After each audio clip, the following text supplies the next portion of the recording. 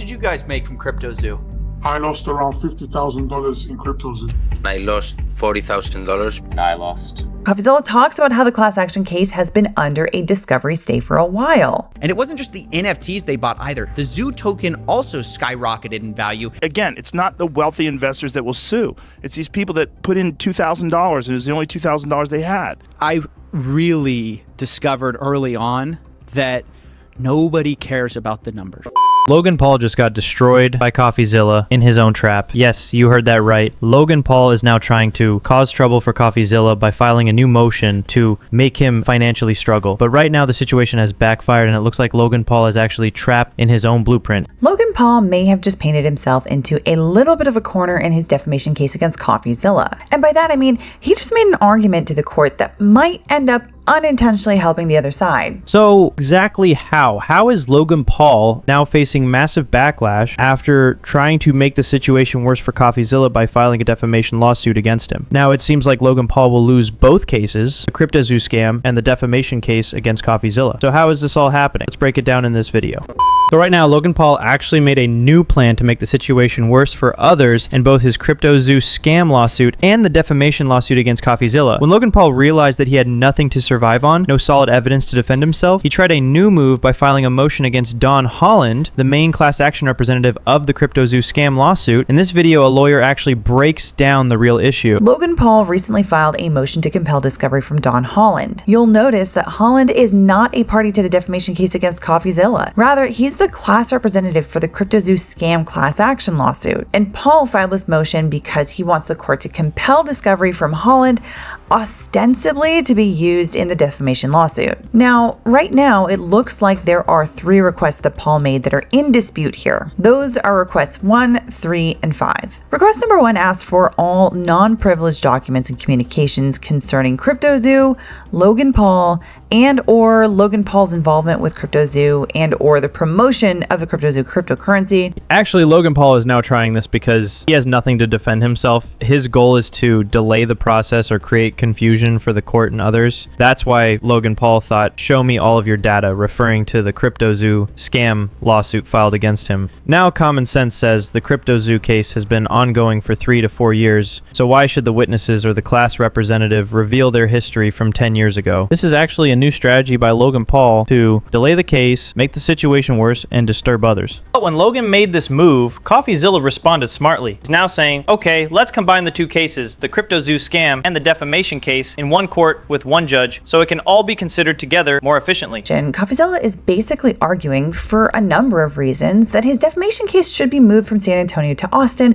so that it can be litigated in the same place as the CryptoZoo scam class action case. One of those reasons is, as I just referenced, that Paul brought this case in part to seek revenge on Coffeezilla for outing Paul, and that Paul basically is just doing this to ruin Coffeezilla's life. But another reason is because Coffeezilla says that Logan Paul is abusing the legal system by trying to get around limitations set on the class action case by doing things in this case. At first, Logan Paul actually wanted to make things harder for the class representative by claiming that the CryptoZoo case has connections to another case. But when Coffeezilla stepped in, he flipped it around saying, okay, if it's connected, then it's a massive connection to the defamation case too, because Logan Paul defamed me over the CryptoZoo statements. Now it looks like Logan Paul has actually just trapped himself. Coffeezilla talks about how the class action case has been under a discovery stay for a while. And so, according to Coffeezilla, one of Logan Paul's reasons for filing the defamation lawsuit was to get around that discovery stay and get evidence from the class action plaintiffs, but through Coffeezilla's case. And so Coffeezilla says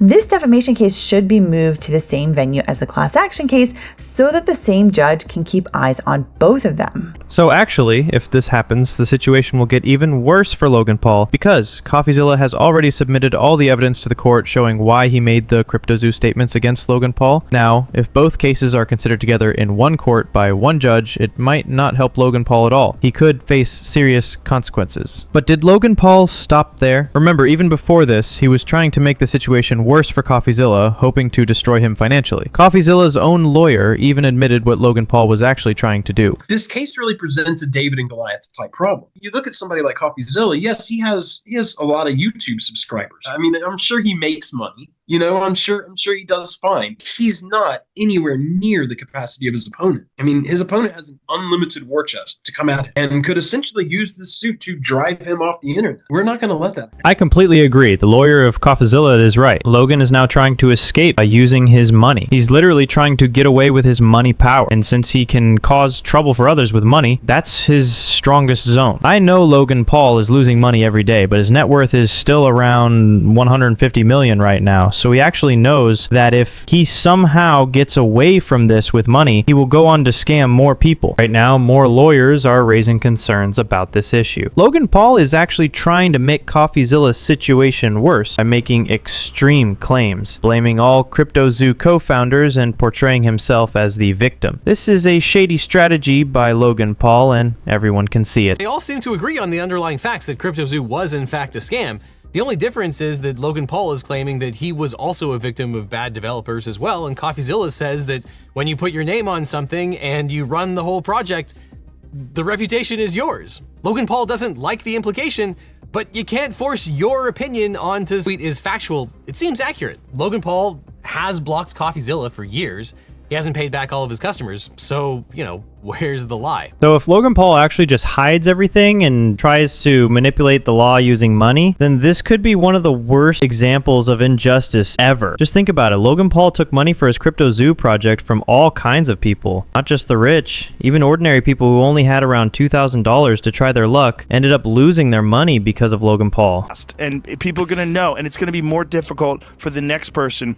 Again, it's not the wealthy investors that will sue. It's these people that put in $2,000 and it was the only $2,000 they had.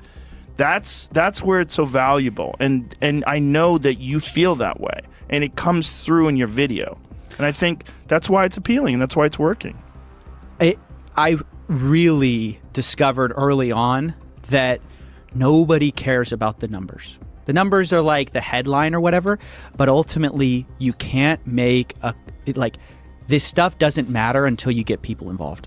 But actually, what Logan Paul is facing now might be the curse of those people he scammed. That's why all his businesses are going down to the ground. And as the government and experts raise serious concerns about it, it doesn't look like Logan Paul will be able to survive without giving refunds soon or facing double the fines. Now, the government is also fully concerned about the situation. They're supposed to tell you if they get paid, how much they get paid, whether they own the tokens, whether they've made money on the tokens, whether they actually know something about the project. And we at the Securities and Exchange Commission have brought a number of cases in these areas over the years. So if we sum it all up, the situation for Logan Paul is not looking good. He tried a new strategy, using his money to harass victims and witnesses in an attempt to delay the case and confuse the judge. But now with Coffeezilla stepping in again, it looks like Logan Paul may not be able to survive this case at all. He could lose everything and might even face prison time soon. This is happening because Logan Paul is actually making his own situation worse with his shady tactics. So what do you think? Can Logan Paul survive this? Or is it over for him? Let me know.